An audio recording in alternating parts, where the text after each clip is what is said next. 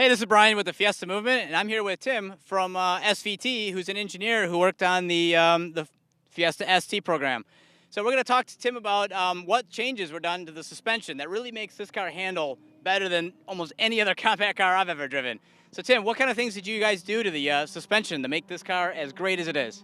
Thanks, Brian. Starting with the front suspension, all the things that you'd think of, springs, dampers, stay bar, and then a couple things you might not. We did change the knuckle. Okay. We revised the suspension geometry a little bit, tweaked the roll center position, a little more roll stiffness, tweaked the camber for a little more negative camber, and then we shortened the steer arm length to so we could get the quicker steering ratio without changing the steering gear itself. You know, these cars are based on the base cars, which are great platforms to start with, and anything we can do to make the car quicker for the best price we like to do. So that was a really, I guess, a nice, clever way to get 3 changes in one, just changing one part. So we started there. Sure. And well, one thing about driving the Fiesta ST is you notice how incredible the brakes are on this car. You know, the base model car, disc in the front, drum in the rear. We got 4-wheel disc. Yep. What other things really helps make this car stand out in the braking department compared to the base model? The biggest thing, obviously, is just the size of the brakes. The rotors are quite a bit bigger in the front. The pad area is about 60% bigger than the base car, so we have a lot more pad to work with. Obviously, the discs in the back, that's a huge help. And the pad compound, that is unique to the ST. It's just on this car, tuned to work on this car. We've taken it literally all over the world, the Nürburgring, Nardo, Virginia International, Groton, so tracks all over the world, along with a few autocrosses along the way. So they hold up really well and really good stopping power.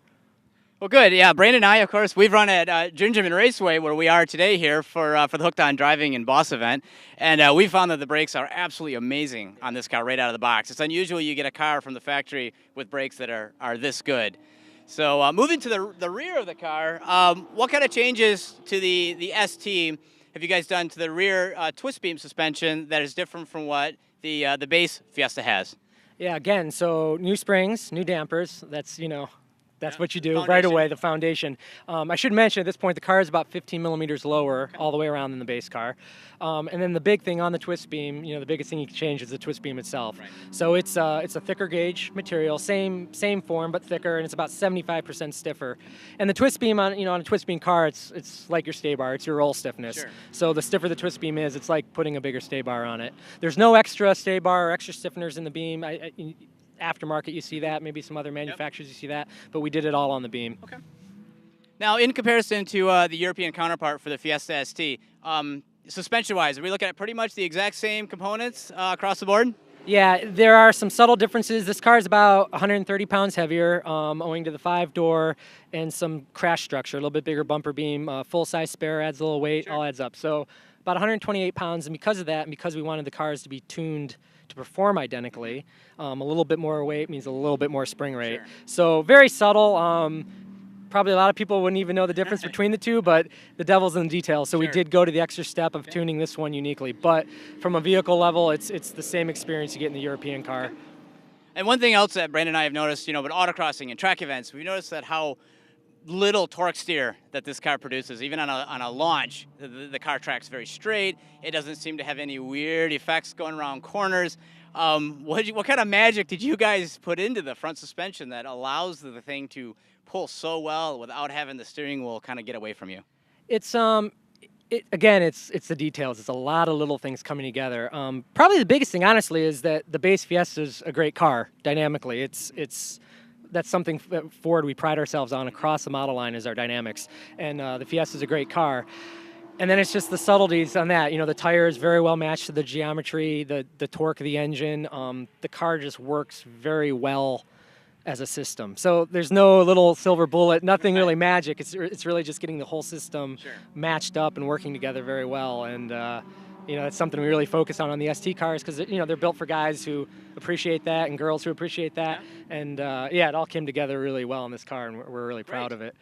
Right. Well, you guys sure did a great job with all that stuff. One thing that's kind of something that's new, I've been running front-wheel drive cars on the track and autocross for a lot of years, but I've never had anything like torque vectoring. Yeah. Can you give just a quick overview of like what that is for those of us who maybe aren't totally familiar with what that system does or even what it is? Yeah, just at a very high level, it's torque vectoring by brakes. So it's using the brake controller. You know, in the early days, it was only ABS, and then it became ABS and traction control, and then it became ABS and yaw control. and that software and that suite of tools that we have to work with the car just gets more and more and more sophisticated. So the torque vectoring by brake, and then we do have the what we call understeer control algorithm on top of that. Okay. It's just the next evolution of that, and it just controls the yaw, helps control the yaw of the vehicle, the trajectory of the vehicle, keeps the understeer oversteer balance where you want it. It's not an area that I'm a complete expert in. I don't want to get too into it, but it's just one more tool in the toolbox that we have to make the car more drivable, a little more performance, get the most out of the tires. We don't turn it off. We do have the 3-mode advanced track system on this, so you can defeat traction control and you can defeat yaw control. You also have the intermediate step of sport mode. Okay. Which is, I really like sport mode. It's a great first time you go out to the track and learn the car. You go out.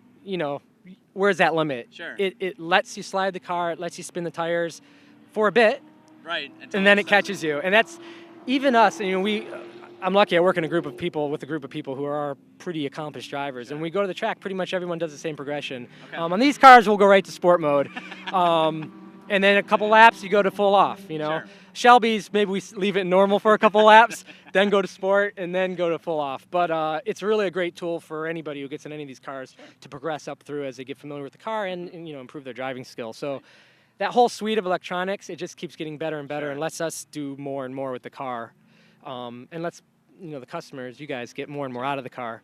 So.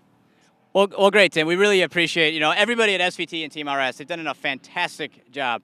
I'm usually a person that the first thing I do, I buy a car and I open up the Ford racing catalog and I get the suspension kit and I gotta go put this on right away. You guys have developed a package right out of the box that does what I'd want the car to do. And you've done it so I can go down to the showroom, take it home, take it to the racetrack. I can learn with it. I can develop my skills with the car. I'm comfortable behind it. You guys have done a fantastic job. So thank you for taking the time today to talk about the suspension on the new 2014 Fiesta ST. And again, this is Bryan with the Fiesta Movement. Make sure you check out BRGT350 on YouTube, Twitter, and the Fiesta Movement Agent page of BRGT350. So thanks again.